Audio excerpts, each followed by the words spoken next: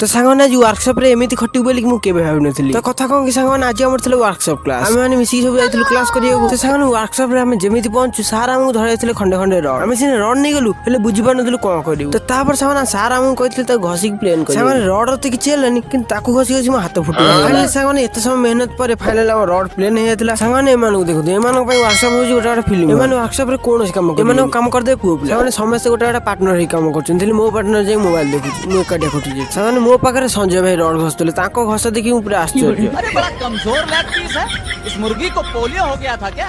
तो फाइनली सांगने मो रड घसा काम सर जाइतला। तो मु पैकिंग करि नै आइतली सार पाख सार कहतला आउ जति अछि करियो नेक्स्ट क्लास रे। तो ता पर सांगने हम सब आइतलु बाहर सांगने ता भीतर प्रबल गरम होतला ता ऊपर फिर रड घसा सांगने देह तर खाली पानी बोउतला एते जोर गरम लागुतला। ता पर सांगने हम पळैतलु गछ तलु सांगने गछ तले बढ़िया ठंडा लागुतला। कहे गले हम कॉलेज एते प्रकार गछ अछि कि सेकंड अमेज़न होछि हम सांगने केवल क्लासरूम छाड़ देला चारि आडे गछ एते गछ अछि हम कॉलेज सांगने आकु देखु मनीषर गरम रे हालत टाटी गेलै किंतु आर मस्ती चोट सांगने हम टी हुम दुम ही पळैतलु हॉस्टल सांगने वीडियो रखुछि जय जगन्नाथ।